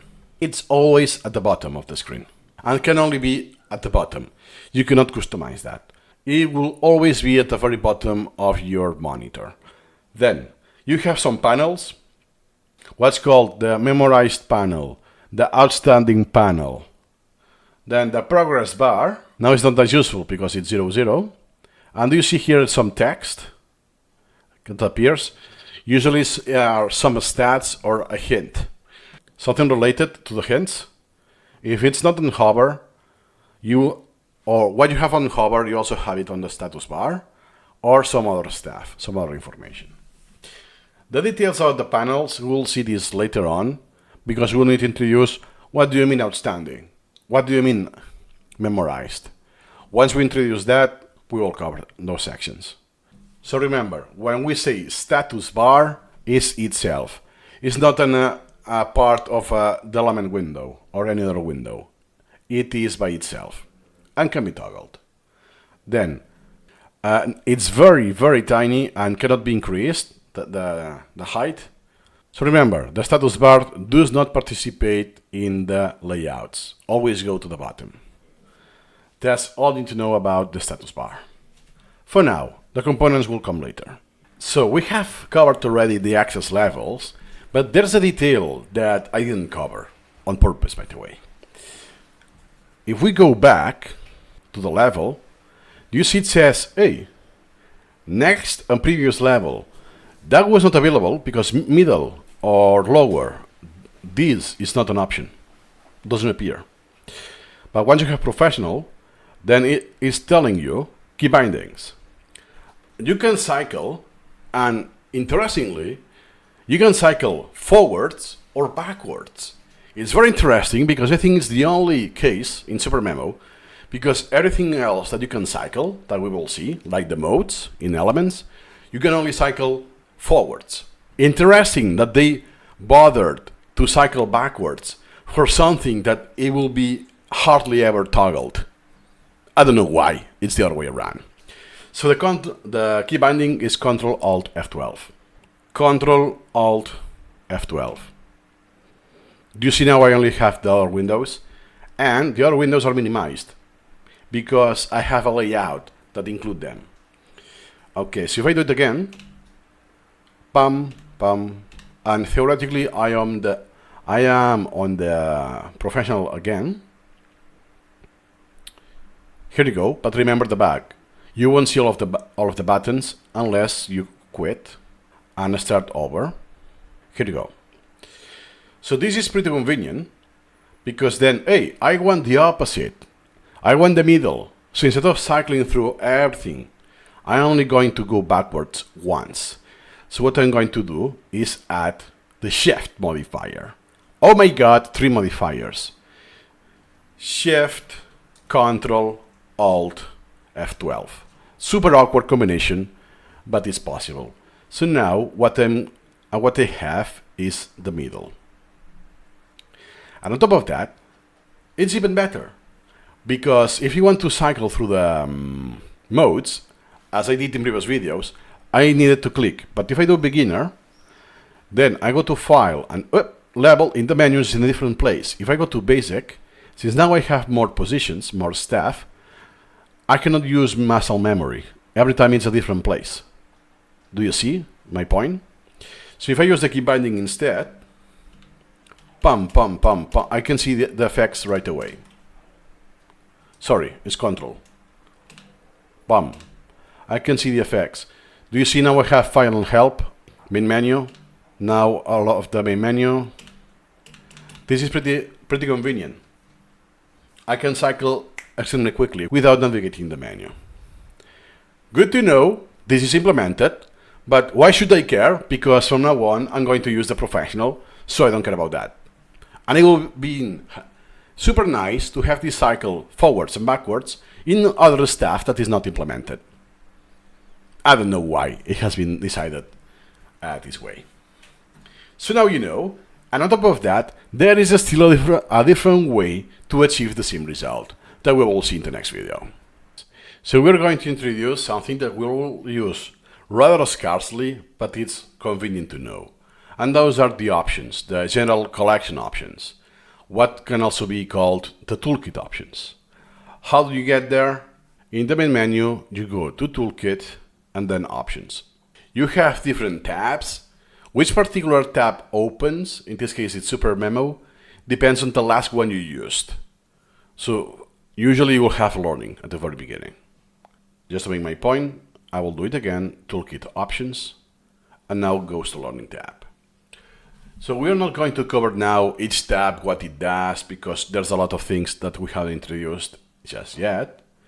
But just to let you know that those settings affect the entire collection. But we will see this just because of fonts. You may have some issues with fonts and so on at the very beginning. This is where you can fix it. That's why we present it now. So remember, Toolkit, Options, and sometimes you have redundancy, like that's the case in Access, that, hey, that's the access level, here you go. The option we have used the file, main menu, but other stuff, it's only here. So you really need to come to the Options dialog in order to do it. So that's just about it. Now we know the existence of the toolkit settings. So we have just seen that we can change the level to professional or any level, and we also have this key binding to cycle through them. But we can also go to Toolkit Options, and we'll have the same effect. We go to the Access tab, and we have the access level. Boom, boom, boom. Then, what is the difference? There is a very detailed detail that I am aware of which access level I'm using, because it's there. When I'm toggle, I need to remember that if I have the basic and I want the professional, I need to cycle twice. Or if I'm in the professional and I want to the middle, I will need to cycle back once with Ctrl Shift Alt F12 in this case. Backwards, you need the shift modifier. And on top of that, I do not need to cycle. Shoot, I want the basic. Boom. One action. I don't need to cycle through beginner and basic, or backwards, middle and basic. And that's it. And remember, once you get to the professional, you're never going to use this again, the access level. So good to know that part of the options is to have the access level. There's some redundancy, and if we are really hardcore, yes, the behavior is slightly different, but it's an overkill, an absolutely overkill. So that's all you need to know about the access levels within the access tab of the Toolkit options. We have seen the interface font in SuperMemo, so now it's time to see the contents font, and you may guess by its name that will affect the contents window. So for whatever reason, so let's go to Toolkit, Options, the Fonts tab, that's the one we have used, and the contents is this one. For now, we will ignore the rest. We'll only cover about interface and contents font. Then, why they have chosen to have this split? I don't know, but it's like this. Then, I can choose the interface. I use Mario also because back in the day I had some other Asian languages, so it was convenient for me. And again, you can have strikeout, underline, and the color.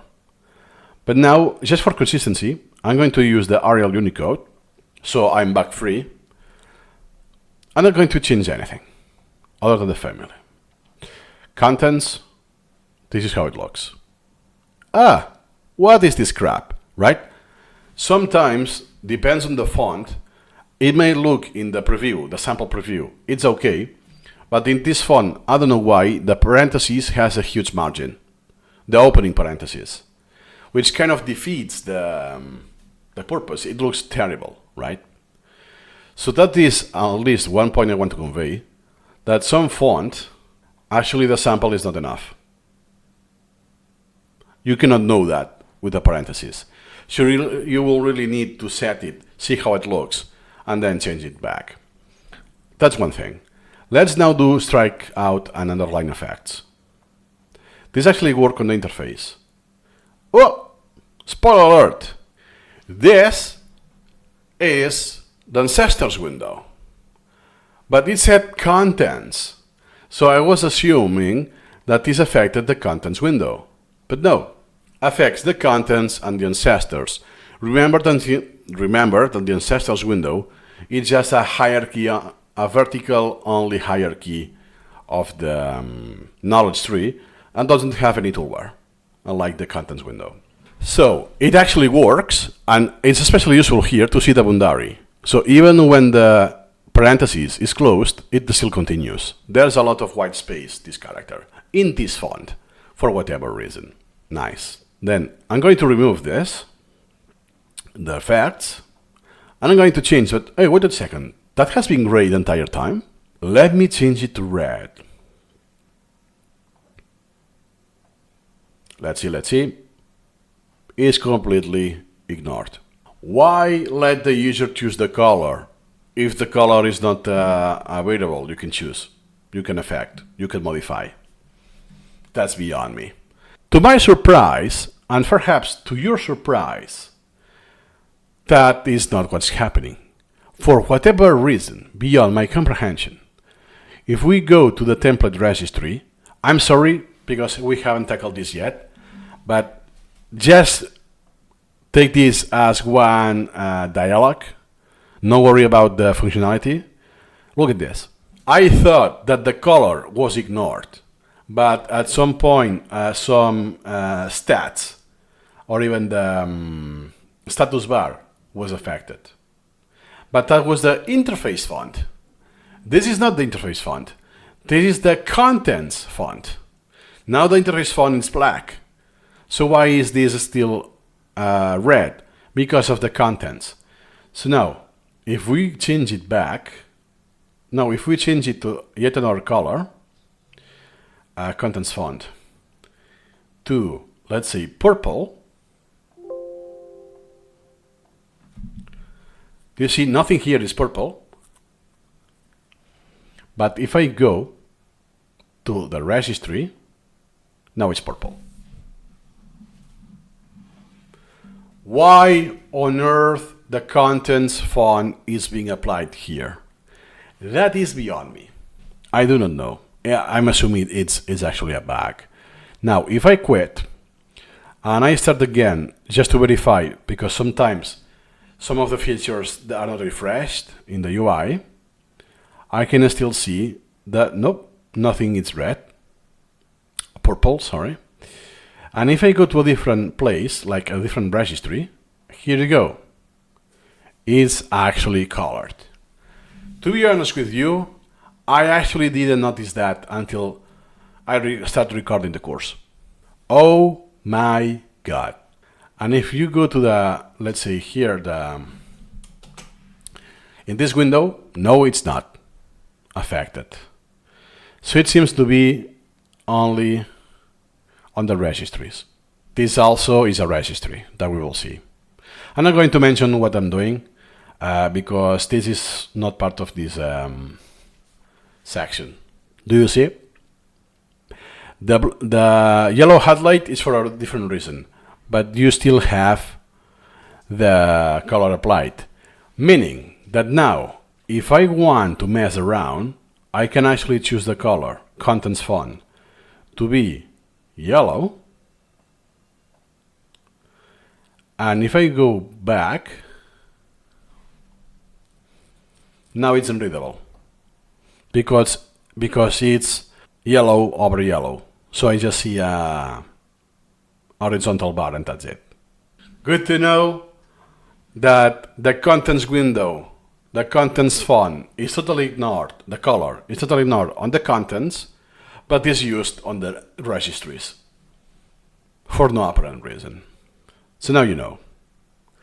Best suggestion, unless you have some real issues that you are, I don't know, you get a lot of eye fatigue or you are colorblind or whatever, okay, you can play with this, but if that was the case, just leave it black and that's it. Now it is black once again. Now the real question is, what about the effects? Strike and underline, strike through, strike out and underline. Let's see what happens. It's actually applied. Awesome. Then I'm going to select a different font. Let's see the same as before, right? I'll put it even bigger. Look at that. Could be useful to have the characters horizontally. I don't know. But at least it's something that you're going to experience depending on the fonts you have, especially Asiatics, which defeats the purpose. It's unreadable. Let's go back to the contents font. Do you see already the preview? It's very weird. It's very at the bottom. Okay. So now I will select Microsoft Sans Serif. Okay. I play save. Let's see. Now it worked. Then it depends on you, the readability you want and the size. Sometimes, especially depending on the resolution of your screen, you will want to have the entire title. So the title feeds the entire screen. So you see the entirety. You don't have the ... like this or like this, right? That, oh, I cannot read the entire thing. But it's easier to read.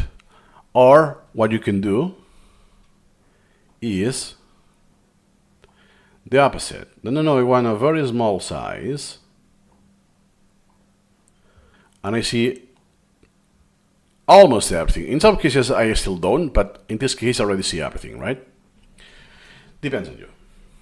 But at the very least, you can mix that. So you could have a huge font on the contents and the ancestors, but a regular font on the rest of the interface. That is the beauty of this option. And this is, remember, this is a Toolkit option setting. Means that if you have multiple collections, and you have one collection, let's say for incremental writing, that it's very likely you rely more on manual navigation on the knowledge tree, then you want a bigger font. So you can have different settings for different collections. In SuperMemo, you can actually slightly change the size of the user interface. So now you may notice, hey, this looks quite odd, right? Because the size of this text is increased, So the icons, they don't. They just increase the height of the box. Do you remember what was that? That is the bottom panel, the control bar of the element window, the button, not bottom, button panel of the contents window, and here is the stats window. That it's also increased. Then, I don't know why they have chosen cherry-pick this, that this is affected. This is not affected. This text is not affected at all. This one in the information panel is not affected at all, or the main menu. And then it doesn't affect in the same way, because this is bold, it's larger than this, even though you only set one single font. So that's what I'm going to do now. So go to Toolkit and Options. Then make sure you go to the Fonts tab. And now there's one font that is called Interface Font. In this case, I'm using Arial Regular 16. Is that right? Did I did that? No. Because if you put something crazy, like 72, SuperMemo will not let you do that. And it will choose something more conservative, which is, I don't know if it's even 16, I don't believe that. But the reason for that is that, imagine back in the day, some decades ago, the screen resolution was super tiny, like 800 per 600, something like that. So then you could not see the menu to change back the font. That's why it was having some hard limits. Then if I do it the other way around, I select very little, very tiny font. Do you see? It's updated already. Depends on you, how you like it. You can match the same font family or your own. For instance, on my computer, I use Miro, or at least the Noto Sans. That will be the case if you use, let me put the Korean. Oh, what's this? Right? It's messed up. Right? So sometimes you cannot have the font you want to use because SuperMemo doesn't actually understand it or whatever reason.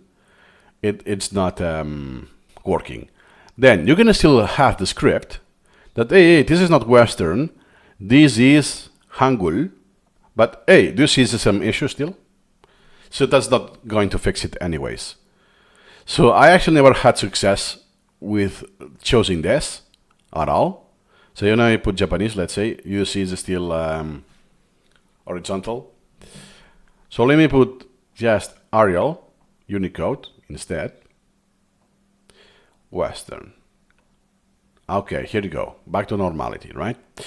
Then, something else you can do, I don't know why, you can have strike out and underline. Do you see the sample? And this actually has an effect. Do you see the menu now? And look at the stats. Everything is crossed out, strike through, and underlined. Who will want that? I don't know, but it's a feature. So just to let you know, you can do that. And one last thing is that you can change the color, let's say to green, but this is completely ignored. So the color never applies. Are you sure about that? No, because it's what? It's SuperMemo.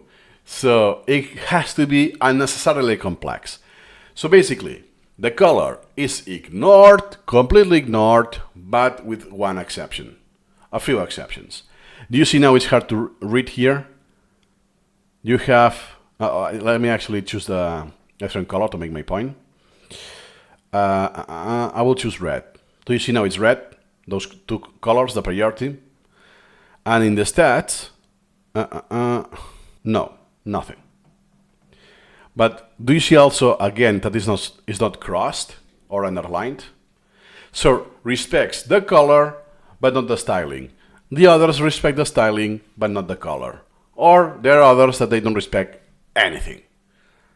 Not just even the font size, the font family, absolutely ignored. You cannot change how this looks. The same as the menus, by the way. So that's all. Hey, wait a second. What happened? What just happened? Look at here, at this. The outstanding is now in red. What is happening? Then, just to make my final point, interface font, I will just remove the effects, put number 10, size 10, okay. Do you see now the first day? It's red, but the outstanding, it was red, but not anymore. What is this behavior? I really don't get it. Sometimes you get one on the color you have chosen of the interface, but it is like a bug. It looks like a bug. Then, if I quit SuperMemo and I start it again, because sometimes you have this bug that the UI doesn't update. Look at this. Now the status bar. Do you remember the names of this? It was the memorized and outstanding panels are now on the color I have chosen. Why not before? I don't know. And the first day is also in red. But once I click, I make it active and I move on, it's no longer in red. Doesn't make any sense. And then why the rest of the status bar is not in the color I have chosen? I really don't know. So what I suggest basically is just don't change the color. So go to Toolkit, Options, Fonts, Interface Font, and always use black. So you're gonna still customize the font family, the style in case you have bold, big, italics, whatever, and the size. Other than that, there'll be not much of an use. So that's all you need to know about the quirks of the font interface in SuperMemo.